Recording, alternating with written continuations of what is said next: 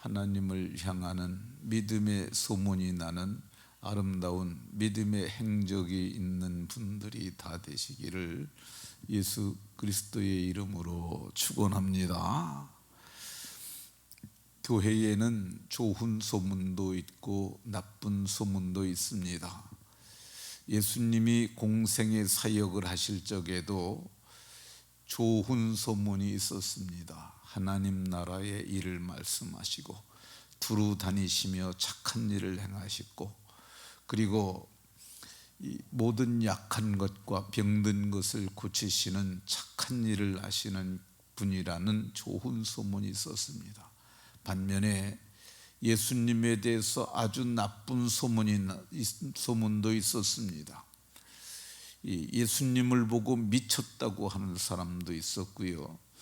특별히 서기관이나 바리새인들은 예수님을 바알세불이 집혔다고도 말했고, 귀신의 왕 바알세불을 힘입어서 귀신을 쫓아낸다는 그런 악평을 하는 사람들도 있었습니다. 대부분 좋은 소문은 백성들에게 났고요, 이 나쁜 소문, 악평은 다 종교인들에 의해서 났던 것을 볼 수가 있습니다. 오늘 본문에도 보면 데살로니가 교회에 대한 소문이 있었습니다. 그 소문이 아주 광활한 지역에, 마게도냐로부터 아가야에 이르는 광활한 지역에서 데살로니가 교회가 참으로 훌륭한 교회다라고 소문이 났습니다. 어떤 소문이 났냐? 8절에 보면 하나님을 향하는 너희의 믿음의 아름다운 소문이 널리 났다고 얘기를 합니다. 그리고 두 번째 어떤 소문이 났냐? 9절에는 우리가 어떻게 너희 가운데 들어가서 복음을 전했는지에 대해서 소문이 났습니다. 그러니까 우리는 이 바울 사도님과 동행했던 전도자 일행이죠. 이분들이 저들 가운데 어떻게 들어갔습니까? 말로만 이른 것이 아니라 능력과 성령과 큰 확신으로 저들에게 전해줘서 저들이 그것을 본받았음을 얘기를 합니다. 어떤 소문이 났느냐? 9절에 보면 너희가 어떻게 우상을 버리고 하나님께로 돌아와서 살아계신 그리고 참되신 하나님을 그렇게 잘 섬기는지에 대한 소문이 났다고 말합니다. 근데 여기서 얘기하는 너희라는 이것은 처음 복음을 받은 사람들이 아니라고 말씀을 드렸습니다. 이거는 그 시대 정황을 좀 읽어야 알 수 있는 내용인데요. 어제도 좀 말씀드렸습니다만 다시 말씀을 드리면, 처음 복음을 받은 사람들은 회당에서 회당 예배하던 자들이었어요. 그 회당에 있던 사람들은 어떤 사람들이었습니까? 그 사람들은 흩어진 이스라엘 사람들이에요. 유대인들이죠. 유대인들이 있었고, 그리고 이방인 가운데서 개종한 사람들이에요. 그 사람들은 우상 섬기던 사람들 아니고 하나님을 믿고 율법과 선지자의 글을 믿었던 사람들이에요. 근데 바울 사도께서 새 안식일에 너희가 기다리는 메시아가 곧 예수다, 예수가 곧 하나님의 그리스도라는 걸 그들에게 가르쳐 주니까 그 사람들은 11조 하던 사람들이고 안식일을 지키던 사람들이었어요. 이게 바뀌게 되고, 그리고 저들에게 성령이라고 하는 이 하나님의 감동하심이 있고 능력이 저들에게 임하니까 훌륭한 그리스도인이 된 거야. 그들이 이제 나가서 그러잖아요. 우리를 본받아, 그렇게 말하잖아요. 우리와 주를 본받는 자가 돼서 저들도 그렇게 복음을 전한 거야.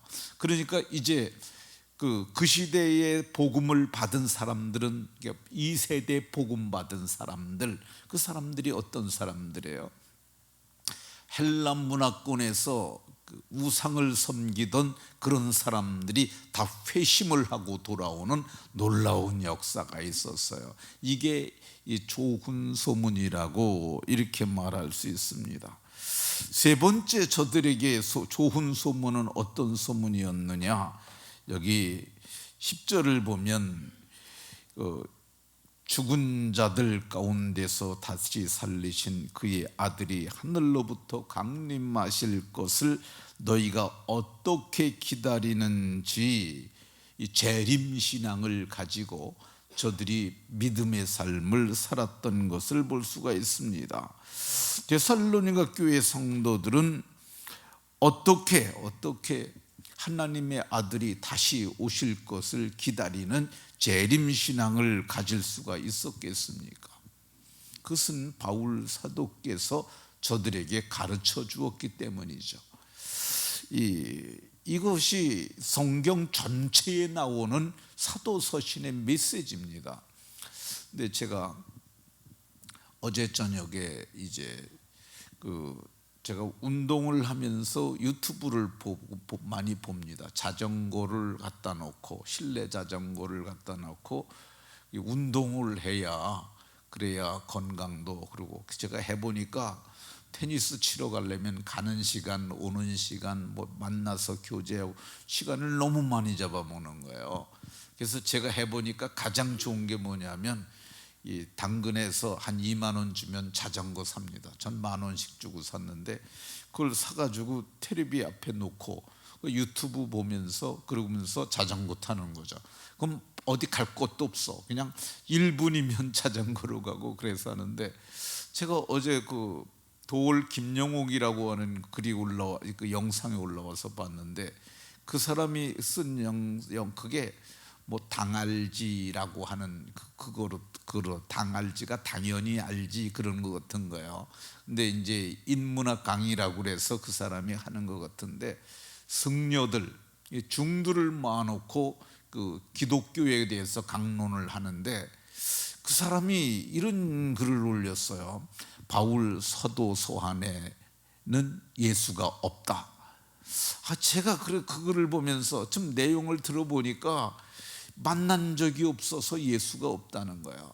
아라비아에 가서 3년 동안 돌을 닦고 왔기 때문에 수도를 했는데, 그래서 바울 사도 서한에는 예수가 없다.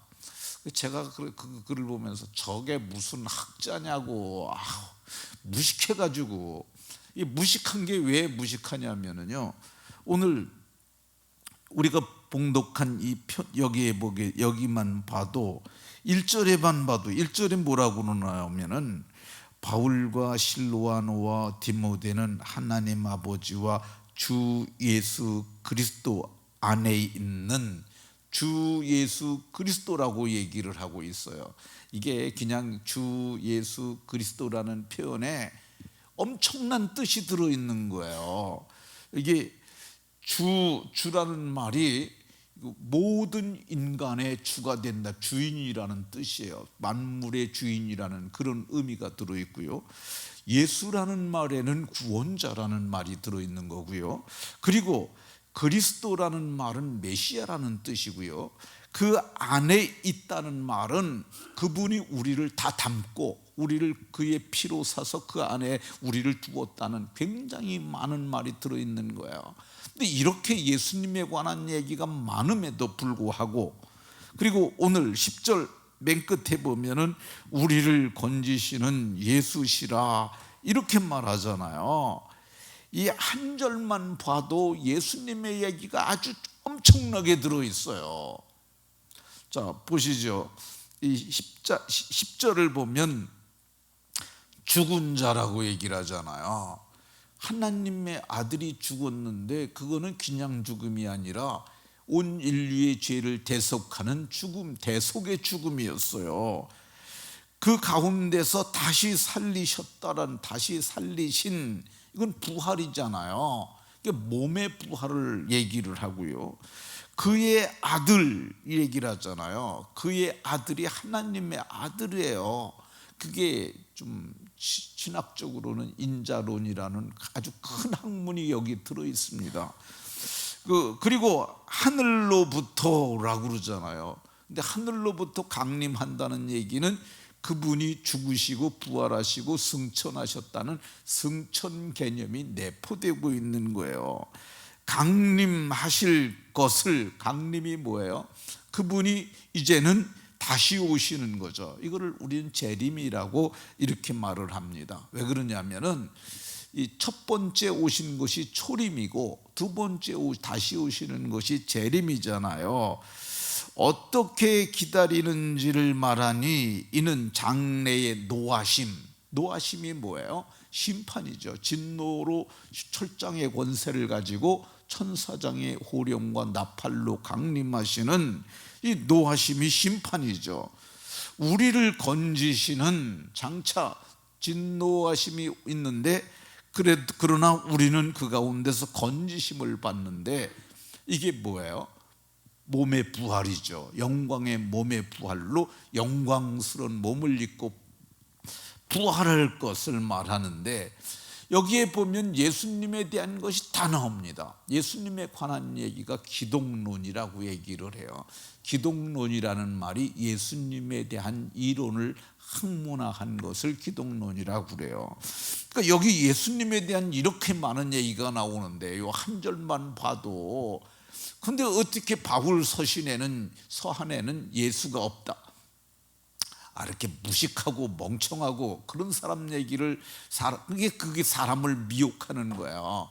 그러니까 여러분들이 그걸 봐도, 그런 사람들을 봐도 그걸 큰 학자로 보면 안 돼요. 그냥 그 얘기를 보고 제가 이렇게 알려주잖아요. 이것에 비춰보면 그건 무식한 사람이에요. 정말 그 사람은 아는 척하고 사람을 기망하면서 먹고 사는 사람이다, 이렇게 봐도 틀리지 않습니다. 그러면은 이렇게 주님이 다시 오실 재림신앙이 소문이 났는데, 우리는 어떻게 살아야 할까? 이거 중차대한 겁니다. 그러니까 당시에 보면은 주님이 바로 오실 것 같은 임박한 종말 의식을 가지고 많은 사람들이 살았던 것을 봅니다. 근데 우리도 임박한 종말 의식이 필요합니다. 근데 언제 그런 마음을 가지고 살아야 되느냐? 복음을 전할 적에는 임박한 종말 의식을 가지고 살아야 해요. 내일 주님이 오신다면 믿지 않는 어머니, 우리 어머니 어떻게? 그래서 주님이 바로 올 것처럼 복음을 열심히 전하면서 그렇게 사는 그런 종말의식이 복음 전할 때는 필요하고, 우리가 일상에 살 때는 어떻게 해야 되느냐? 주님의 말씀에 신실하게 충실하게 그렇게 다음 세대를 잘 가리키는 믿음의 세대를 일으켜 세우는 그런 신앙으로 살아야 한다, 저는 그렇게 생각합니다. 말씀을 마치도록 하겠습니다. 우리는 어두워가는 마지막 한때를 살고 있습니다.